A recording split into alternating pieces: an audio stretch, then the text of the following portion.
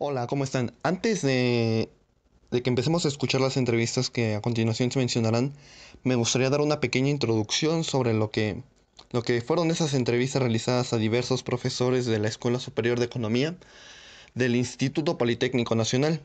El primero de ellos que escucharán es el profesor Adrián Salgado Cruz. Él es profesor del área de Historia y Geopolítica. Posteriormente, el jefe de Academia de Inglés, el profesor David Robles. Y por último, el doctor Luis Alfonso Sandoval Contreras. Cada uno de ellos nos dará su punto de vista acerca de un cuestionario que podrán ver en el apartado del blog. Cualquier duda o comentario, estamos dispuestos a Buenos días, escucharlos. nos encontramos en Bienvenidos. esta tarde con el maestro Adrián Cruz, el cual nos ayudará a responder un pequeño cuestionario. Profesor, buenos días. Buenos días. ¿Me podría dar su opinión sobre cuál es el uso de la herramienta que le da origen a la división del trabajo? ¿Cuál es su opinión al respecto? El uso de la herramienta que le da origen a la división del trabajo. Así es. ¿El uso de la herramienta? No entiendo. Antes de ser división social del trabajo fue la división natural del trabajo por sexo y edad, ¿sí? En la comunidad primitiva, como le llamamos nosotros. Luego, eh, este, eh, eh, sigue el desarrollo histórico de la sociedad y finalmente se separa, aparece ya la primera gran división social del trabajo, que es cuando se separan la agricultura y la ganadería. Después de esta, eh, voy a ser sintético, porque entran circunstancias esenciales. Claro. La sociedad de aquella época, ya separada especializados unos en la producción ganadera y otros en la producción agrícola, pueden, dado que están generando ya un excedente con un excedente de producción importante, pueden ya liberar a ciertos individuos para que se dediquen a la fabricación exclusiva de instrumentos de trabajo y herramientas y también de armas. Y entonces, al separarse de esa manera, ese grupo de individuos se dice que se separan los oficios y aparece la segunda gran división social del trabajo. Ok. Cada uno de estas dos divisiones, de estos grupos de individuos al interior del mismo colectivo ya especializado, se ven en la necesidad de intercambiar y aparece la tercera gran división social del trabajo, vamos a decir que es el comercio de entrada. Ahora, si tú te refieres al instrumento, no, yo no entiendo cómo es eso. Lo que sí sucede es de que como resultado de la división del trabajo, al especializarse un individuo en un exclusivo, en una actividad específica, entonces especializa la fuerza de trabajo y se especializa el instrumento de trabajo, ¿sí? Y esa especialización se traduce que el proceso de producción se hace mejor, se produce más y de mejor calidad, y se incrementa la productividad del trabajo y se incrementa el volumen de producción. En esos términos yo conozco esa posible relación que tú me dices de la división del trabajo y el instrumento de trabajo. No, no, no es así. Es que una vez ocurrida la división social del trabajo, no la natural por sexo y por edad, yo al especializarme, me especializo como fuerza de trabajo y especializo mi instrumento de trabajo. Muy bien, ahora, con la maquinaria se generó un cambio en cuanto a las condiciones sociales generales. ¿A qué sectores considera que más benefició? Bueno, la maquinaria, si te refieres a la revolución industrial, pues el sector donde ocurre obviamente es en el sector 2 de la economía. Sin embargo, ya luego por la interrelación que existe entre todos los grandes sectores de la actividad económica, que es a su vez la gran división social del trabajo de una sociedad, sector 1 agropecuario, sector 2 industrial y sector 3 servicios, y a su vez cada uno de ellos divididos horizontalmente, ¿no? Entonces, todos se vieron beneficiados, pero de entrada el que se vio beneficiado fue el sector 2 de la economía.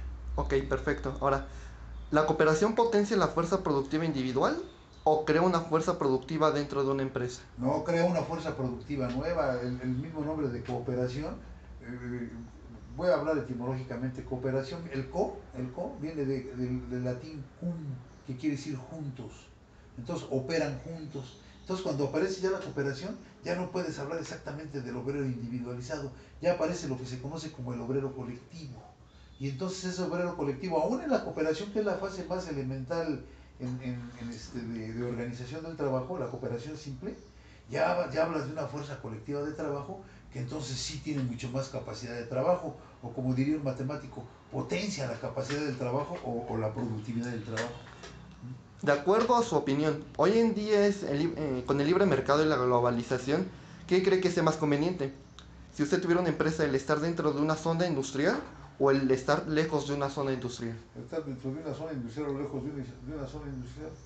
Bueno, pues pues yo creo que dentro de una zona industrial, más que por la globalización, por los problemas el problema que se conoce como el de la localización de la planta. La planta, y eso ustedes lo van a ver en su materia, si es que todavía está de formulación y evaluación de proyectos, hay un inciso o un apartado que se llama la localización de la planta. Entonces el individuo el empresario en este caso, busca localizar la planta, ubicarla, donde tenga pues, más fácil servicios, por ejemplo, carreteras que le permitan luz y todo eso, que le permitan sacar con mayor facilidad su producción e incurrir en lo que se conoce entre los economistas como economías externas, o sea, ahorros porque tienes un entorno más favorable. ¿Sí? Tienes urbanización, transporte, luz. Entonces, si yo ubico mi planta en una zona industrial, ya tengo garantizado eso. En cambio, si me ubico en un lugar aislado, pues voy a enfrentar ese problema de cómo abastecerme y a su vez cómo colocar mis productos en el mercado y que se me provea de otros servicios como electricidad o agua, me salía más caro. Entonces a mí me convendría así, pero no es en el entorno de la globalización, es en el entorno de una economía ya bien estructurada. Ok, ahora, dentro de la industria automotriz se espera un gran cambio en lo de autos de combustión interna a autos híbridos. ¿Piensa usted que México podría sobreponerse a esta revolución? Recordando que la industria mexicana en este ámbito se encuentra en cierto rezago. Pues mira, ahí ese es el problema que están teniendo, o sea, ese cambio obedece principalmente a los problemas ambientales. Entonces, ahorita por ahí andan incluso taxis, más bien en los taxis es donde yo lo he visto, que ya son, creo que eléctricos. Y parece que alguna que otra empresa ya está colocando, más que híbrido es cuando combinas dos fuentes de energía, por ejemplo la electricidad y la combustión interna de la gasolina, híbrido, ¿no? Pero la tendencia es a superar lo híbrido y optar ya por otra fuente de energía, como pudiera ser la electricidad, ¿no? Entonces es una necesidad que debe de rebasar, más bien, fíjense cómo estoy hablando en el deber ser, debe de rebasar a las necesidades del mercado, porque es una necesidad de supervivencia de la sociedad. Entonces, para que el país sí puede enfrentar ese cambio, pero no exclusivamente por el mercado, sino con intervención del gobierno, apoyando la transformación del parque vehicular, ya sea en híbridos primero y luego ya con una energía alternativa, pero por motivos ambientales más que económicos. Si te quedas en lo económico, no, nos costaría mucho trabajo. Ok, y por último, nada más como algo extra. ¿En la actualidad considera que nos encontramos dentro de una crisis de empleos y salarios? Pues, aunque los gobernantes, más que el gobernante, no voy a hablar del gobernante, el INEGI dice de que ahorita ha repuntado el salario que ha repuntado es el salario que se conoce como salario precario, como el de estos señores, los llamados outsourcing se les dice, pues que tienen unas condiciones laborales muy lamentables, o sea, se le dice de empleo precario, no sé si dije empleo hace rato, pero es el empleo precario, no solo por el sueldo que perciben, sino además por sus condiciones, por las demás condiciones laborales. Por ejemplo, ellos no tienen seguridad social, o si la tienen muy limitada, no tienen derecho a vacaciones, no tienen derecho a aguinaldo. Por ejemplo, estas personas que andan aquí en la escuela, no va a ser raro ahora a fin de año observarlos, y luego ya traen otro uniforme, porque nunca hacen antigüedad. A eso me refiero con el trabajo precario. Entonces sí se acepta que se han subido los índices de empleo, pero es en ese trabajo precario fundamentalmente. Entonces es poco significativo, porque es un trabajo mal pagado y además en áreas principalmente de los servicios como estos que tú ves aquí, que pues son útiles porque de alguna manera le proporcionan un ingreso, aunque sea muy limitado al individuo, que le permiten vivir limitadamente. Pero realmente no estamos hablando de los empleos significativos, que son los empleos de calidad. Ok, perfecto. Con esto terminamos dicha entrevista. Profesor, le agradecemos mucho el Continuando tiempo con que esta nos serie ha de dado. entrevistas, nos encontramos con el profesor de inglés, David Robles. Ajá. Profesor, buenas tardes primero que nada. Buenas tardes. ¿Nos podría ayudar con un pequeño cuestionario, por favor? Sí, dime.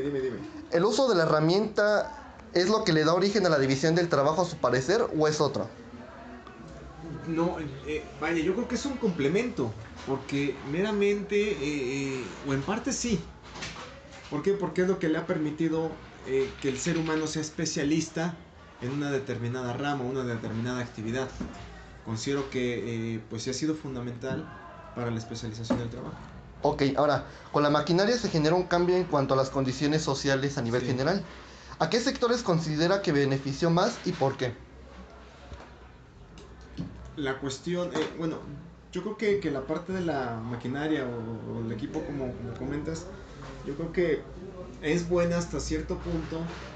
Vaya, cuando deja de ser mecánica, cuando llega a ser automática o automatizada, es cuando atenta precisamente con el trabajo del individuo.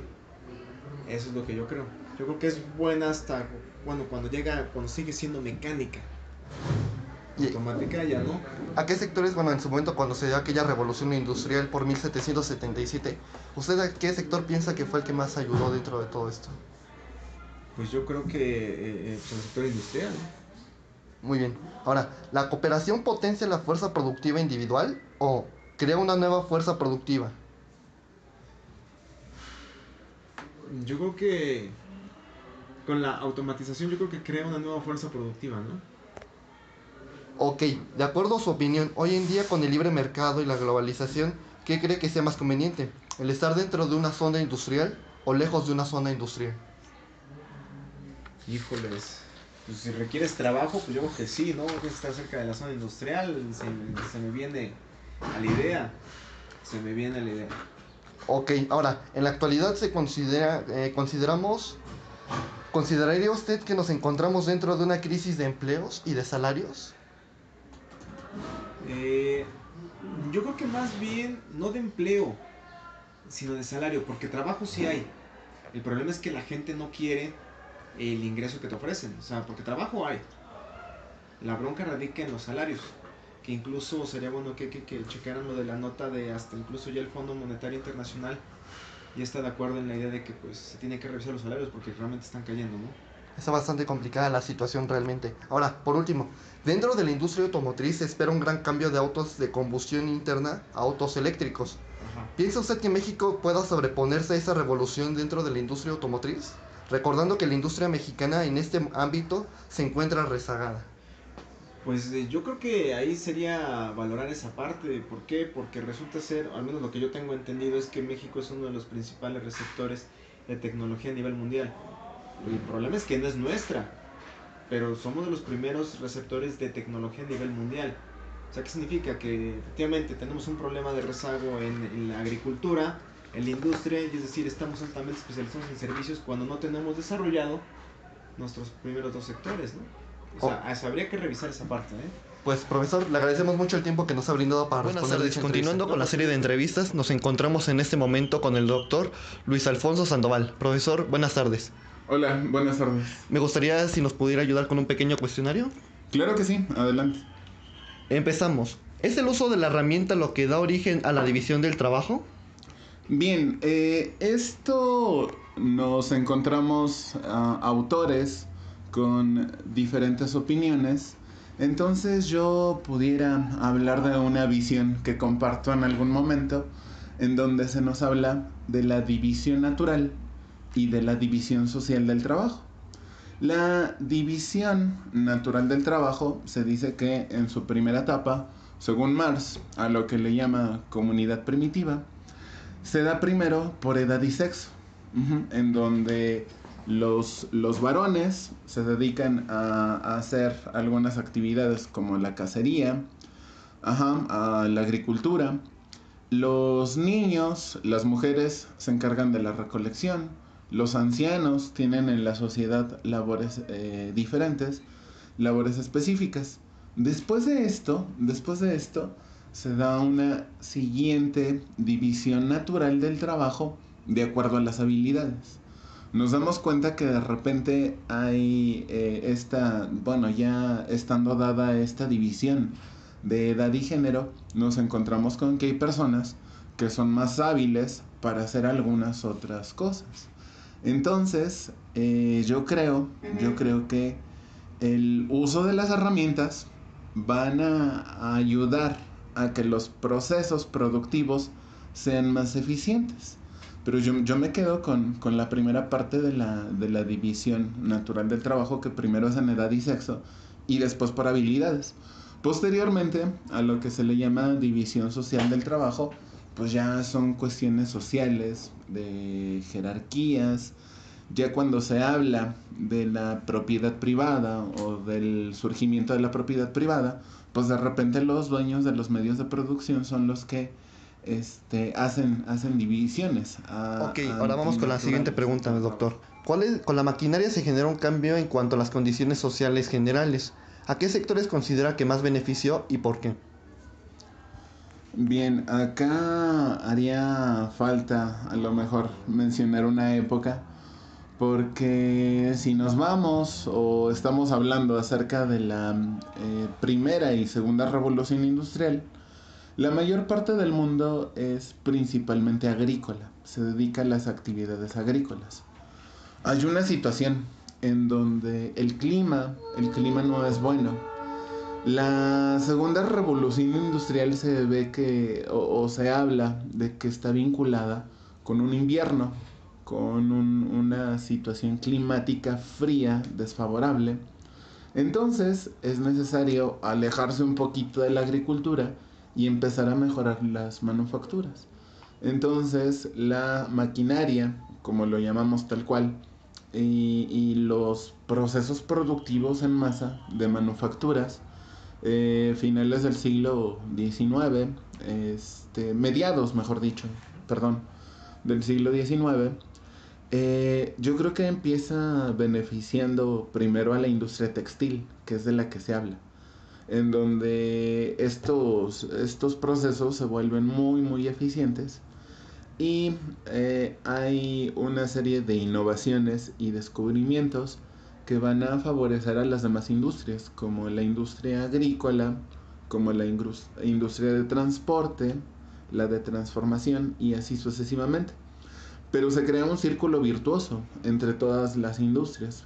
Por ejemplo, la de la minería va a favorecer a la del transporte, la del transporte a la de los alimentos, la de los alimentos a la de la transformación y así sucesivamente se crea un círculo virtuoso. Se va haciendo una cadena las unas con las otras y así se va produciendo lo que es la gran revolución, ¿no? Exactamente, así es.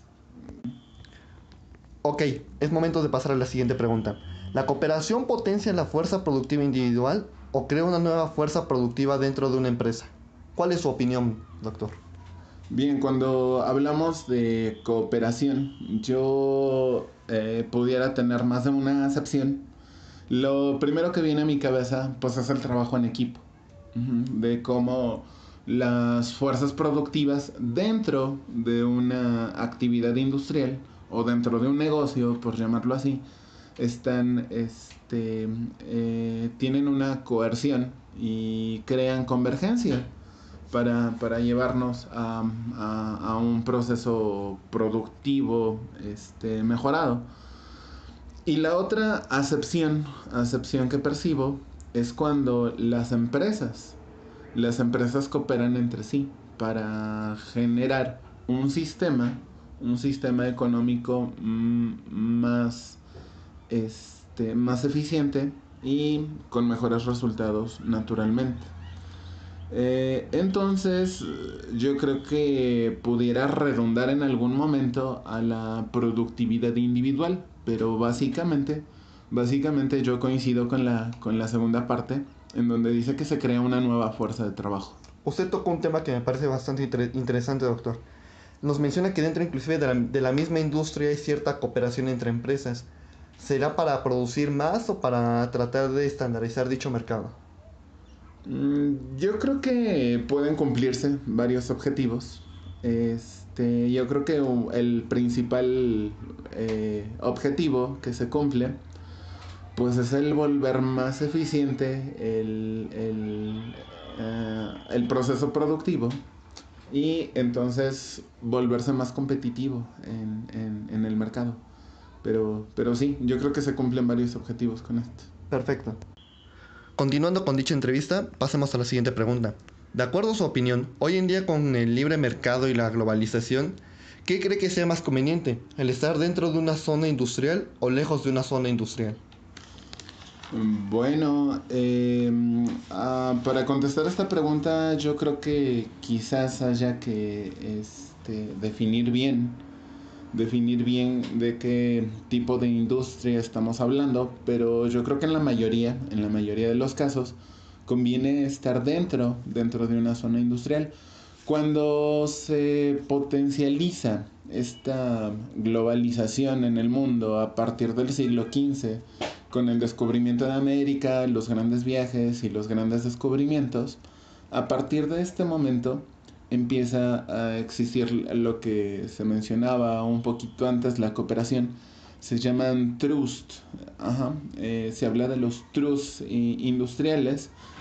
Y entonces tenemos vestigios o tenemos evidencia de que las compañías de las Indias Orientales y las del Este, las de las antiguas grandes potencias europeas, estas hacían por hacer trusts, que eran zonas industriales en donde se tenía digamos, una cercanía de las materias primas y del punto de entrega de lo que se producía en los puntos productivos. Incluso la mayoría de estas quedaban cerca de la costa para que las distancias de traslado de las mercancías intermedias y mercancías de consumo final pues estuvieran cerquita para volver más eficiente este proceso. ¿Estos trucks que usted nos menciona serían lo que hoy se conoce como parque industrial?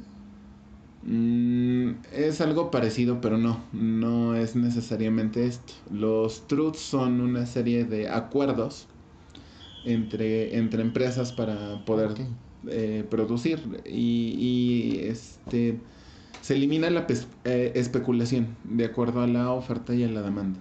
Perfecto. Ahora bien, en la actualidad, ¿considera que nos encontramos dentro de una crisis de empleos y salarios? Seguramente la mayoría de la gente piensa que sí nos encontramos dentro de una crisis de empleos y salarios. Pero cuando analizamos desde el punto de vista de la teoría microeconómica, analizamos el mercado de trabajo y vemos que es un mercado diferente, porque el salario va a estar influido por la cantidad de oferentes, los que estamos ofreciendo nuestro trabajo. Pero es tan alta la cantidad de oferentes que nos volvemos precio aceptantes. Ya hay un salario mínimo, ya hay algo ahí fijo y naturalmente para que pueda mantenerse este salario mínimo y que pueda ser estable este salario, se tiene que mantener un alto nivel de desempleo, de acuerdo a la teoría microeconómica. Más cuando ya hablamos un poquito de la teoría keynesiana que nos va a hablar de una situación utópica del pleno empleo, que es una serie de supuestos, pues nos va a ampliar un poquito más este panorama de la teoría microeconómica. No la contradice, pero nos la va a ampliar un poquito más. Y entonces, yo creo, en mi punto de vista particular, y como dije, enfocándome en la teoría neoclásica microeconómica, yo creo que no hay una crisis, más bien es un equilibrio parcial en el que se está, en donde la naturaleza del mercado laboral nos va a ubicar con un salario mínimo y con un desempleo alto. Yo no creo que precisamente haya una crisis, y lo digo, puede que mi opinión esté en contra, puede que o sea difícil de entender para algunos compañeros, también economistas, pero yo creo que no existe tal crisis, ni de empleo ni de salario. Y además muy buena información la que usted nos menciona, saliendo un poco de los criterios habitualmente usados para dar respuesta a dicha pregunta. Ajá. Y para concluir dicha entrevista, dentro de la industria automotriz se espera un gran cambio de autos de combustión interna a autos eléctricos. Doctor, ¿piensa usted que en México puede sobreponerse a esa revolución dentro de la industria automotriz? Solamente recordando que la industria mexicana en este ámbito se encuentra rezagada a comparación de otros países. Bien, sí, definitivamente la producción de México en este sentido sí está muy rezagada, pero hablamos de que en las últimas décadas, yo creo que básicamente a partir del tratado comercial con América del Norte, México no es productor tal cual. Nos hemos convertido en un país en donde somos ensambladores. Somos una pieza e incluso el Producto Interno Bruto no va directamente hacia México. ¿Serían capitales golondrinos en este caso? No son tal cual golondrinos porque sí es inversión extranjera directa enfocada a la actividad productiva y de hecho se generan miles y miles de empleos por parte de la industria automotriz.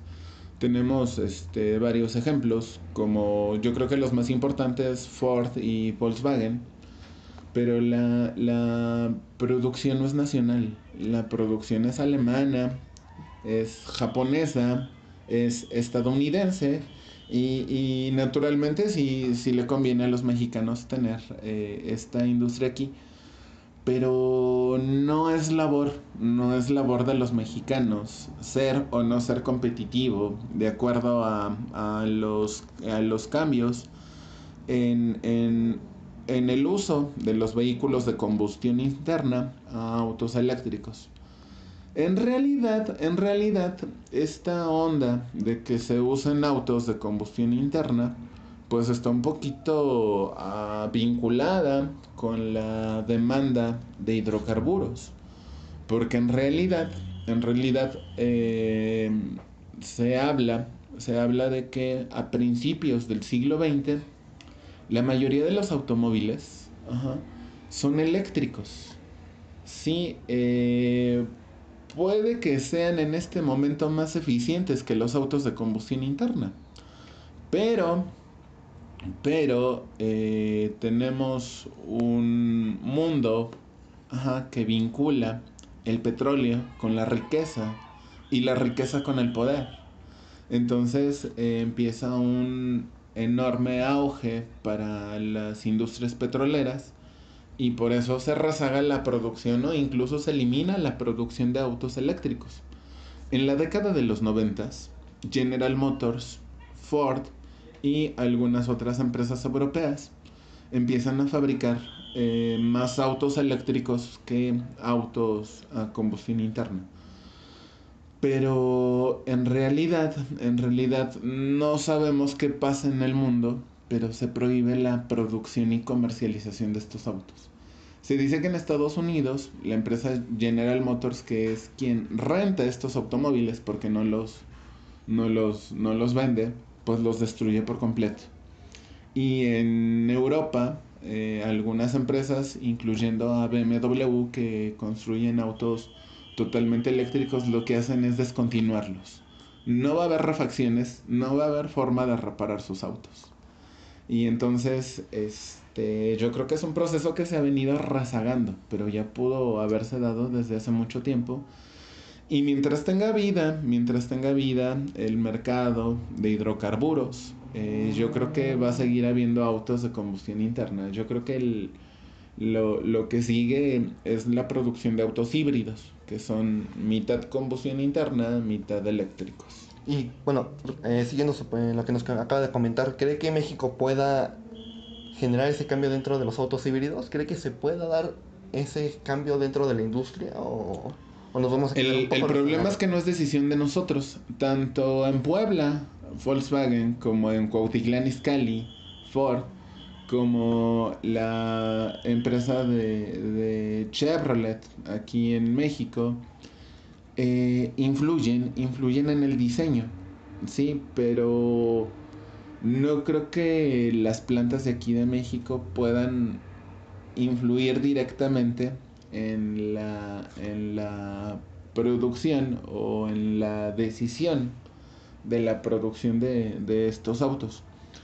Se tiene más de 10 años que se producen autos híbridos, pero el gran inconveniente de los autos híbridos es de que tienen un costo muy superior a los de combustión interna. Entonces, yo creo que es cuestión de quienes manejan estas empresas dar el brinco a dejar de construir vehículos totalmente de combustión interna a autos híbridos e incluso, como mencionan, dar el siguiente paso, eliminar los de combustión interna, que los básicos sean los híbridos y que los de mejor línea pues sean los autos totalmente eléctricos, no como segunda situación. Pero yo he estado checando que los autos Ford y los autos Volkswagen, en sus líneas híbridas, llega a ser el costo al doble. Un vehículo híbrido llega a costar lo doble que un auto de combustión interna. Entonces, como nosotros el precio, como nosotros como consumidores el precio es una determinante de compra, pues es una enorme diferencia del precio. Sería entonces aquí también lo que es una guerra de intereses entre los petroleros y en este caso los que tratan de mejorar las condiciones ambientales, por llamarlo de alguna forma. Sí, definitivamente es así, es una lucha de intereses en donde pues nos hemos dado cuenta que pues los que dirigen al mundo están coludidos, ¿no? Y los que defienden al mundo y el ecosistema y el planeta, pues no les queda más que aguantarse las decisiones de los que tienen más poder en el mundo. Y como decía, pues el poder está vinculado con el petróleo. Bueno, pues profesor, le agradezco mucho el tiempo que me ha brindado para la realización de dicha entrevista. No, lo agradezco a ustedes. Profesor, hasta luego.